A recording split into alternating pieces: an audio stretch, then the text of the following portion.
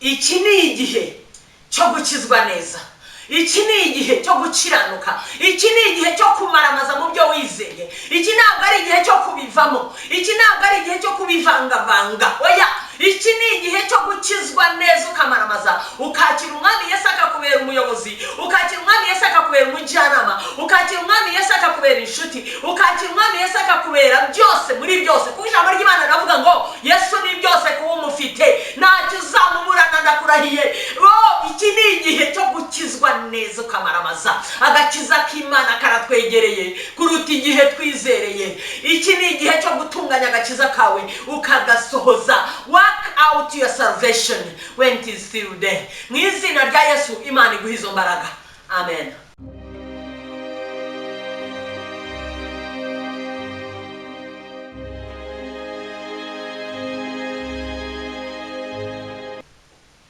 Yesu wacu ashimwe cyane. Ndabashuje mwese mu izina rya Yesu Kristo.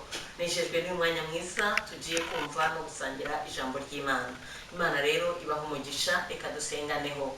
Mana ya Abrahamu na Isaka na Yakobo, ndagushimye cyane ntafite ubugarukiro Mana yacu kubw'aka kanya keza k'ijambo ryawe Data mutanga bugingo. Ngushimiye mwami w'abami Data mutanga bugingo ko unyemereye Data kongera kuvugana n'ubwoko bwawe n'abantu bawe Papa. Ndakwinginze mwami Mana ngo mbe igikoresho gusa ubundi uvugane n'imitima yacu, unsiga amavuta Mana, nkoreshwe nawe kandi icyubahiro gikomeze kuba icyawe. Umugisha wawe ube kuri mwe wese Mana ikomeye wumva iri jambo. Urakoze Mana nziza, mu izina rya Yesu Kristo umwami wacu.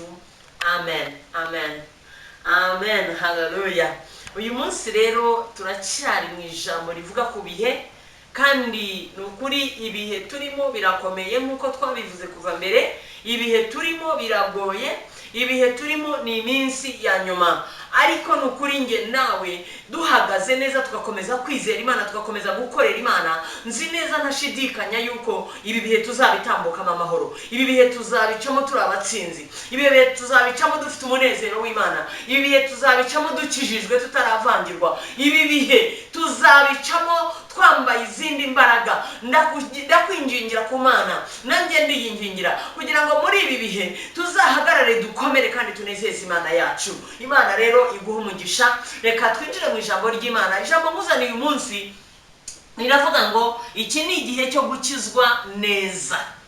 Iki ni igihe cyo gukizwa neza. Nge nawe turakijijwe, yewe nawe utarakizwa ndagira ngo nkwinginge nawe ukizwe, kuko nudakizwa umva ibyo ari byo byose sinshaka kugutera ubwoba, ariko imbere yawe hari urubanza. Imana yaduhitishijemo agakiza no kudakizwa, iduhitishamo ijuru na gehinomu, iduhitishamo ijambo ry'Imana n'ijambo ry'ibindi bintu. Rero nuhitamo Imana ugahitamo agakiza uzabona ijuru. Rero ndagusaba kugira ngo nawe uzakizwe. Iki ni igihe cyo gukizwa neza. Rero reka tujye mu ijambo ry'Imana. Ntabwo nshaka gutinda muri ibyo ngibyo kuko igihe tuba dufite kabari gakeya kandi sinjya nkunda kurondogora. Reka rero twinjire mu ijambo ry'Imana. Turasoma mu Baroma ibice 13, turasoma umurongo waho wa 11.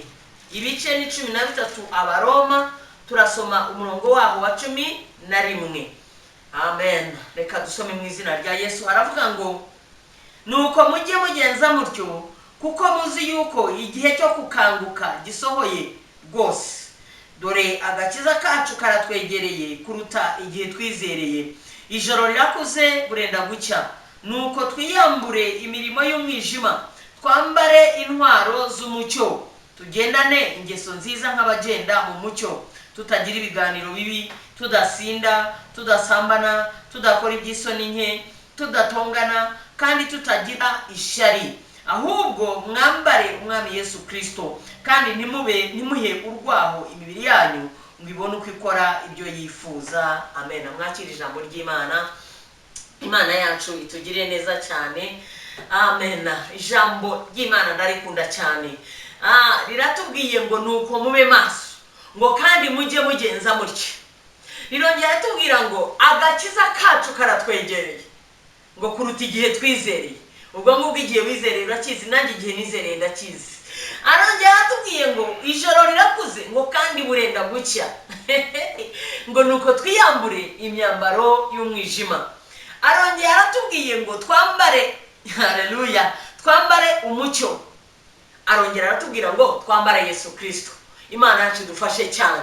Ana amagambo akomeye cyane yo muri ibi bihe turimo mu bihe by'iminsi ya nyuma. Aratubwiye ngo agakiza kacu karatwegereye kuruta igihe twizereye. Sinzi igihe umaze wizera, sinzi igihe umaze ukorera Imana, sinzi igihe umaze ukunda Imana, sinzi igihe umaze ugerageza gukiranuka urwana iyo ntambara. Ariko ndashaka kubwira ngo nukuri agakiza kacu karatwegereye. Niyo mpamvu icyari igihe cyo gukizwa neza, niyo mpamvu icyari igihe cyo gukiranuka, niyo mpamvu icyari igihe cyo kwihana amanywa n'ijoro. Ntubitindeho cyane, ahubwo ukihana, ugahindukira, ukava mu byo wari urimo byakurangazaga, ukava mu byo wari urimo byakuvangiraga, ukava muri gurupe mbi zakuyobyaga, zakuvangiraga, ugafata umurongo wawe hamwe na Yesu Kristo. Ijambo riratubwiye ngo agakiza kacu karatwegereye kuruta igihe twizereye. Imana idufashe cyane. Muri mu Bafilipi ngira ngo ibice 2 umurongo wa 12 ho haratubwira ngo work out your salvation, ngo gerageza gusohoza agakiza kawe ngo hakiri ku manywa. Imana yacu dufashe cyane. Rero ndashaka kubwira ngo ijoro rirakuze. Ijoro kukiri kuze nuko ibikorwa by'umwijima bigwiriye mu isi, nuko ibyaha bigwiriye mu bantu, nuko inzangano zigwiriye mu bantu, nuko ubusambanyi bugwiriye mu bantu, nuko ubusinzi bukabije muri iki gihe. Imana itugirire neza cyane. Ejo ngira ngo n'ejo niba ejo bundi nari ndimo mvugana n'umuntu amwira ukuntu yatangiye kunywa inzoga. Yarakijijwe yuzuye umwuka wera akorera Imana, ariko igihe kiza kugera aracogora, acogoye. Iyo ucogoye gato mu gusenga, iyo ucogoye gato mu gusoma ijambo ry'Imana, iyo ucogoye gato mu gukora imirimo myiza y'Imana, umva Satani araza akakuvangira. Yahise ajya mu kigurupe cy'abantu, hanyuma biza kumuyobya, yisanga yatangiye kunywa inzoga. Noneho iyo nzoga akubwira ati kandi niyo uyinyweye wumva itaryoshye, irasharira. Niki gituma ndi kuvuga ku nzoga? Niki gituma ndi kuvuga ku bikorwa by'umwijima nk'ibyo ngibyo? Nuko mu Baroma Pawulo abitubwiye ngo ijoro rirakuze ngo burenda gucya, ngo nuko twiyambure imirimo y'umwijima maze twambare intwaro z'umucyo, tugendane ingeso nziza tudasinda. Tugendane ingeso nziza twirinda gusinda. Ndimo ndavugana n'umuntu waba ukunda akayoga. Ntabwo byoroshye kukareka, kuko bamwe iyo bamaze kuyinywa igihe kirekire baba addicted to it. Noneho rero bisaba izindi mbaraga zikubohora kugira ngo ubatuke muri ubwo bubata bw'icyaha cyo kunywa inzoga. Inzoga ni mbi. Imigani 20 ku murongo wa 1 n'uwa 2 aratubwira ngo vino n'umukobanyi, ngo inzoga zirakubaganisha, ngo ushukwa nazo ntagira ubwenge. Nshuti ya Yesu, gusinda ni ikintu kibi cyane. Noneho muri iki kinyejana turimo, ntabwo abantu basinda inzoga gusa. Abantu basinda ibyaha byose, bashobora kubisinda. Abantu bashobora gusinda ubukire gusa kuko ufite amafaranga menshi, ukumva nawe ukeneye kunywa ku kave. Ukeneye kunywa kuri kave kuko uyafite nyine. Reka kave karahenze, ntabwo umukeneye akagura. Kuko uyafite ukumva nawe ukeneye kwinezeza, kugenda ukajya muri hoteli ukararayo ukishimisha, wenda we n'umugore wawe, cyangwa no mu gihe adahari ukaba wagenda ugashaka agakobwa kakagushimisha. Ubwo ni ubusambanyi. Ubusambanyi ngo twirinda ibiganiro bibi, twirinda gusinda, twirinda gusambana, ngo ndetse twirinda ishyari, twirinda gutongana, twirinda ibyo byose. Pawulo abivuga. Imana idufashe cyane. Ngo tudasambana, tudakora iby'isoni nke, ngo tudatongana kandi tutagira ishyari. Mu minsi ya nyuma ishyari rirakabije. Ishyari rirakabije mwene data. Gute umurokore wakijijwe wuzuye umwuka wera agira ishyari? Ni gute umuntu witwa ngo arasenga Imana, ni gute yuzura umwuka w'ubusinzi agasinda ikintu runaka? Ni gute umuntu wumva ko akijijwe, wumva ko yubaha Imana, ni gute ajya gusambana? Imana idutabare. Turi mu bihe bya nyuma. Niyo mpamvu cyari igihe cyo gukizwa neza. Ni igihe cyo gukizwa neza kuko agakiza kacu karatwegereye kuruta igihe twizereye. Umva, nta gihe kigihari nshuti ya Yesu, nta gihe kigihari.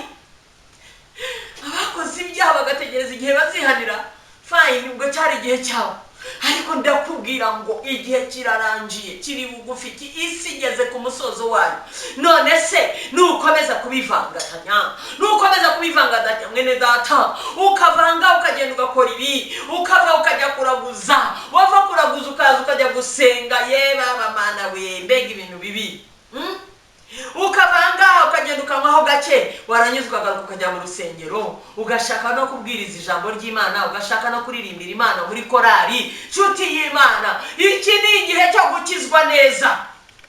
Ndiho ndategura umugeni wa Kristo, itorero ry'Imana, itorero Yesu yabambiwe, itorero Yesu yapfiriye, itorero Yesu yameneye amaraso ku musaraba, itorero wowe nanjye twizera, itorero wowe nanjye dushaka kuzabona ijuru. Keretse niba nawe waragiye muri babandi bashidikanya ko ijuru ridahari. Inshuti y'Imana, ijuru rirahari, ndabikubwiza ukuri, ijuru rirahari. Byose ibi bintu byose ubona bizagira iherezo, kandi nibirangira hazaza ibindi Imana yateguye, kandi ibyo bindi Imana yateguye ni byiza cyane, bizagufasha nge nawe kugira ngo tubashe kwishimira Imana muri icyo gihe cyacu. Imana yacu ishimwe cyane, haleluya. So igihe ngo agakiza kacu karatwegereye, ni ukuvuga ngo twarakijijwe, turi muri process, turi mu gihe, turi mu rugendo rwo guhora dukizwa no gukiranuka no kurwana n'ibyaha no kubitsinda, kuko tubana n'abanyabyaha, tubana n'abantu banduye, turi mu isi yanduye, turifuza, tureba ibi tukumva turabikeneye, ariko ngo duhora muri iyo ntambara turwana n'ibyaha. Umuririmbyi umwe mu gitabo cy'indirimbo yarimbye ngo mu ntambara ndasana n'ibyaha, ngo ngende umukristo nzahora niwe mu ntambara ndasana n'ibyaha. Umva, ararasana n'ibyaha, ararwana n'ibyaha, ariko arifuza gukomeza kuba umukristo no gukomeza kubaho. Nanjye ndakubwiye ngo iki ni igihe cyo gukomeza gukizwa neza, iki ni igihe cyo gukomeza kuba umukristo, nubwo ibirimo gushaka kudukura mu kristo ari byinshi. Imana idutabare, Imana itugirire ubuntu bwinshi cyane. Ejo bundi hari akantu nabonye kuri WhatsApp, ntabwo nzi niba ari ukuri, ibintu bimwe bapfa gushyiraho ntabwo wamenye ibyo ari byo. Hariho ifoto y'umuntu umwe navuze arimo avuga ngo turiho turatera abantu inkingo, inshinge, ngo turabateramo umuti ubangisha Imana, ubakuramo iryo jambo Imana, ngo kugira ngo tube mu isi nziza yuzuye umunezero, yuzuye ibyaha, umuntu ahura n'undi bagasabanira ku muhanda cyangwa bagakora ibindi tutazi, abatinganye n'ibindi nkabyo. Ntabwo mbizi, sinzi ko ari ukuri, ariko iyo ubonye biriho hanze ahangaha birakwereka yuko ibihe turimo bikomeye. Inshuti ya Yesu, birakwereka yuko ibihe turimo ari ibihe byo kwita ku buzima bwawe bw'agakiza, ukavuga uti rero Mana, igihe nakirijwe ndabona ubu ngubu bigeze ahakomeye, ukamera nka cya gikeri cyaravuze ngo noneho aho bigeze n'ukoga amagazi kuko amazi si yayandi. Imana idufashe cyane, amazi si yayandi. Hageze ko wowe urwana urugamba ukarinda izamu ryawe, ukavuga ngo ndakizwa cyangwa sinkizwa, ndabivanga cyangwa simbivanga, ndabakazuyazi cyangwa ndabivamo. Ijambo ry'Imana rirambwira ngo niba udakijijwe neza ukaguma muri akazuyazi hagati aho ngaho, ngo Imana izakuruka.